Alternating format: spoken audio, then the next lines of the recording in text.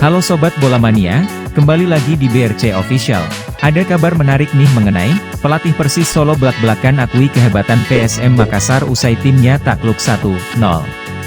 Persis Solo takluk melawan PSM Makassar di Stadion Gelora B.J. Habibie, Kota Parepare, Sulawesi Selatan, Sulsel, Senin, 29 Agustus 2023, malam. Pelatih Persis Solo, Leonardo Medina mengatakan timnya kebobolan di babak pertama meskipun telah bermain cukup baik. Dan kami mencoba menyerang di babak kedua, tapi sayang tidak membawakan hasil, ujarnya pada saat konferensi pers di Stadion Gelora B.J. Habibie. Pihaknya menilai PSM mampu memanfaatkan waktu ketika berada di situasi menang. Kami memang kebobolan dengan situasi second ball, taktik memantulkan bola, di babak pertama, ucapnya. Tapi penjaga gawang kami telah memberikan usaha terbaiknya dalam menghalau bola serangan dari PSM, jelas Leonardo. Tapi dalam sepak bola ada banyak hal yang dapat terjadi, tambahnya. Pelatih Persis Solo akui banyak kehilangan bola di babak pertama. Di babak pertama kami banyak kehilangan bola, karena PSM bermain dengan cukup bagus dalam memainkan second ball, ungkapnya.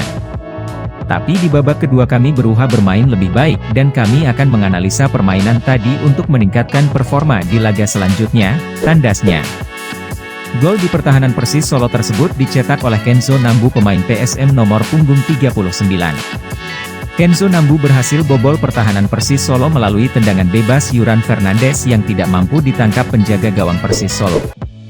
Sehingga akibatkan bola terpental dari penjaga gawang Persis, dan langsung disambar oleh Kenzo Nambu yang membuat skor 1-0 untuk keunggulan PSM Makassar.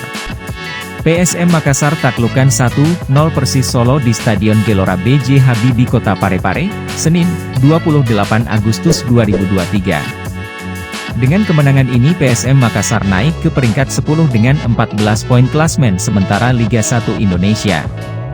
Kemenangan PSM Makassar didapatkan lewat gol satu-satunya yang diciptakan Kenzo Nambu.